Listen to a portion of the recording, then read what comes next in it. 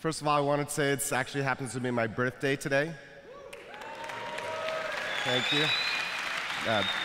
Always the best way to start a talk. I actually want to start this conversation by telling you a little story.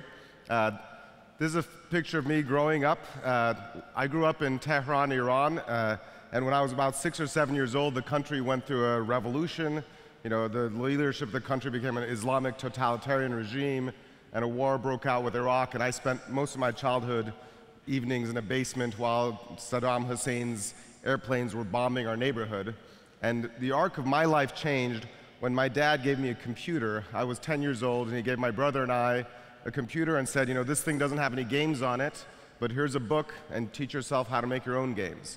And I used that book and learned some games, and that completely changed my life. When I came to America, my brother and I managed to pay our way through college as computer programmers and then have a fantastic career in the tech industry. And now I'm basically living what I consider to be the American dream. And you know, the American dream has really changed. It used to be something that was just limited to America and about going west and building a log cabin or participating in the gold rush. But the new American dream is really more of a world dream and a world ideal around opportunity, and everything in today's age around opportunity is around technology. And technology impacts every field.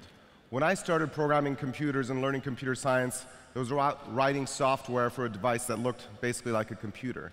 But where we are today with the world of mobile, everything about what computers and software are used for has changed. You know, everybody has a computer in their pocket, soon on their wrists, in their cars. It's impacting medicine, it's impacting energy, it's impacting space research, impacting entertainment, transportation, even things like contact lenses that you put in your eyes that have computers in them. It's hard to think of any field that's not impacted in some way by software and technology. So going back to the story of myself growing up in Iran, you know, 30 years ago, I was lucky to have the opportunity that I have, but 30 years later now in Iran, every single school teaches computer science to its kids, and almost every student learns the basics as they graduate from high school. I want to give two stories of two other kids. This is Ifra, she's 10 years old.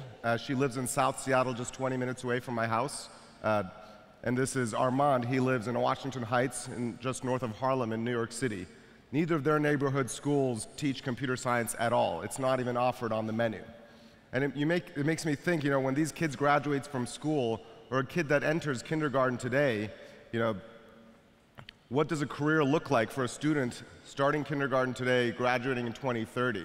You know, I used to say that if you don't know computer science, what kind of jobs will you want? Will it be like flipping burgers or driving a truck? What's going to be left? But by 2030, robots should be flipping burgers, and trucks will be driving themselves. And it makes you wonder what career is not going to get impacted dramatically and disrupted by technology. How should the school of today evolve as technology progresses in terms of what we teach students? How does the curriculum adapt to the technological revolution that is completely turning around everything else in the world around us? When I went to school, every student learned how to dissect a frog, or how electricity works, or how to prove a theorem. Not because everybody becomes a surgeon or an electrician or a mathematician, but just because these are foundational concepts to learn about how the world around us works. And I believe in the 21st century, it's just as important to teach how to make an algorithm or how the internet works to every single child. Computers are changing everything, yet the vast majority of schools do not teach computer science, and at least 95% of kids never even touch the field. So you may think I'm here to say that our kids should be all learning to code, which is almost what I'm saying, but what I'm saying is that our kids should be learning computer science, which is slightly different. And you know, I'm saying this because people have this belief that computer science education is on the rise. There's this assumption that technology is taking over, and that's also what my kids are learning if they go to school. The reality is computer science education is on the recent recovery from a 10-year decline. And a 10-year decline meaning fewer schools teaching it, fewer students studying it. Here's a chart that shows basically in the United States graduates in this field, and you can see, you know, the last chart on the graph is still lower than where it was 10 years ago, and there's half as many women in the field now as there were 10 years ago. This chart doesn't show the last year and a half since Code.org's work started, which is a much better picture. The picture in Europe is just as bleak. Only 11 countries have computer science or coding in the curriculum. 7 countries offer teacher training in the field.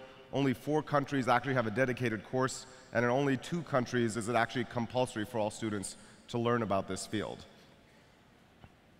So you may also think the reason I'm here, I'm from the tech industry, I've worked in the tech industry, and basically the tech industry is desperately trying to hire programmers. The reality is every single industry in the world is desperately trying to hire programmers. In fact, the tech industry hires only 1/3 of the software engineers in the world. So 2/3 of the software engineering jobs in the world are in government, in retail, in banking, and entertainment. And in fact, computer science, the study of it isn't even just about technology. It's actually about logic, problem solving, and creativity, skills that apply no matter what kind of field you go into. Here's a picture of the first computer in 1943, and here by comparison is the first computer programmer, Ada Lovelace, who was born 100 years before the first computer was made, because the study of computer science is first and foremost about problem solving and algorithm design. And so the reason I'm saying this stuff is computer science is not only vocational, it's not only the path to the best paying jobs in the world. At this point, it is a foundational field that we should be teaching our schools. And the real question is, how long will it take for our public education system to evolve to support this field in every school for every student? So I want to introduce something we started just 10 months ago called the Hour of Code. It was a grassroots movement with over 200 partners supporting it, from Microsoft and Google all the way to Rovio, Khan Academy, and many, many, many, many others. The Hour of Code, the basic idea is to have a student try just 1 hour of this field to demystify and remove the veil of mystery between what is coding, and so the 99% of kids who never touch it try it.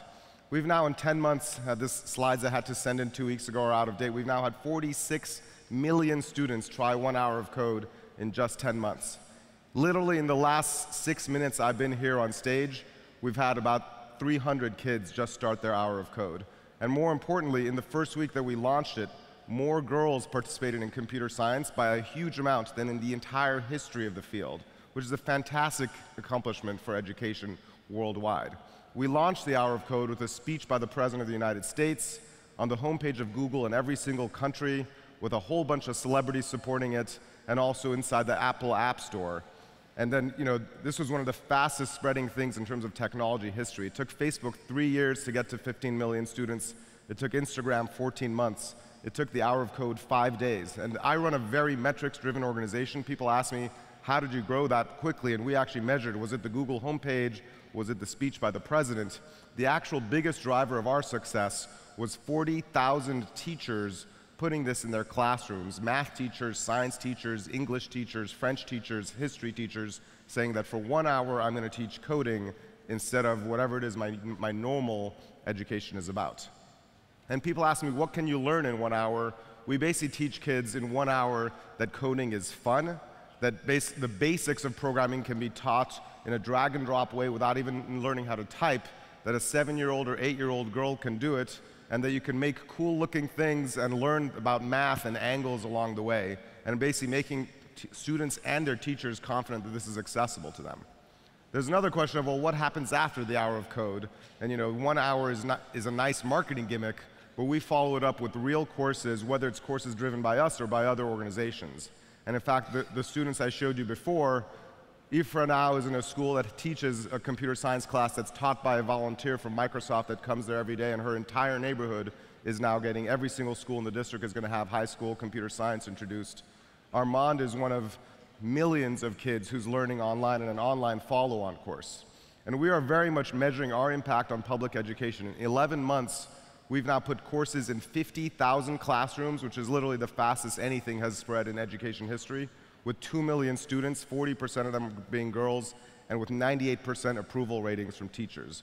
This has been a fantastic accomplishment for any nonprofit, and it's mainly because of the support of people like yourselves asking their teachers, asking their children's teachers or their neighborhood schools to support this.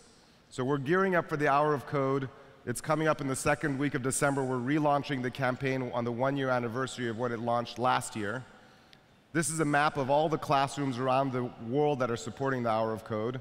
We already have 25,000 classrooms lined up, which is almost double where we were at this time last year. Our goal, though, is to get to 4 times where we are today. So whatever country you're from, whether it's Europe, America, anywhere else, look at the numbers on that screen.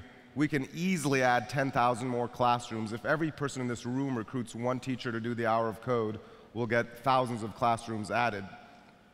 Our goal for the end of this year is to reach 100,000 classrooms teaching the hour of code and 100 million students trying it cumulatively since we started. And this is a highly achievable goal. If we just wait for time to pass without doing anything, we'll have tens of millions of students doing it. If you want to help, please visit code.org. If you're a parent, you could just try the hour of code with your child. If you have the courage to go to a school, or if you're a parent, to ask your teacher, your child's teacher, to host it. And if you're willing to help us out with a donation, we're running an Indiegogo campaign that just broke the record for Indiegogo's campaign crowdfunding history. I want to close with a very short video that basically summarizes our work for the last year.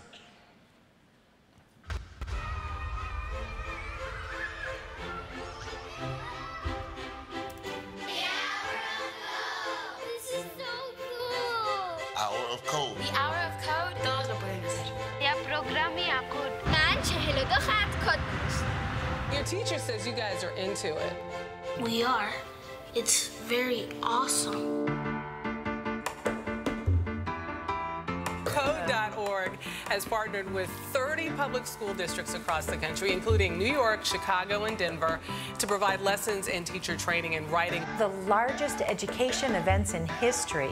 Organizers set what they called an ambitious goal of reaching 10 million students this week. Almost 15 million signed up. This week, I'm proud to join the students, teachers, businesses, and nonprofit organizations taking new steps to support computer science in America's schools.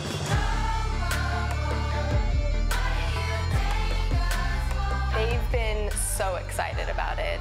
You're learning and you're playing. I got it. I ran an hour of code that's easy to do. They're learning how things are created in a technological world, and that's their world and their upcoming world. Every district should do, every district can do it. I'm actually seeing the kids in elementary school start coding, and this is amazing. I'm so excited! I'm actually gonna code. You love it? Yes, I love it. Is coding super fun? Yes! If you can change technology, you can change the world. I challenge girls in every single country to learn 1 hour of code. Computer science can unlock the best opportunities in the world no matter where you are. Please help us get the hour of code to 100 million students this year. And my school's doing it.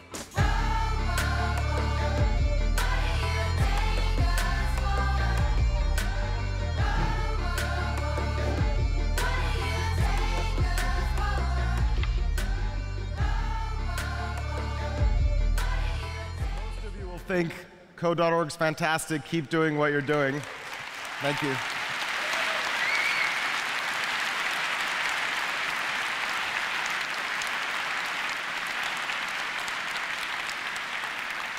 Thank you very much.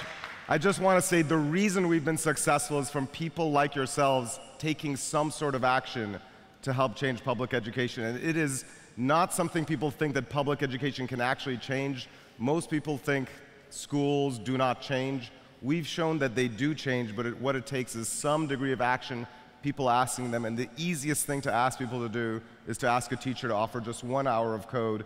And if you do that, we will take care of the rest. So it's my birthday, so as my birthday wish, it's that everybody in this room does one thing, ask one teacher to offer an hour of code. Thank you so much for listening.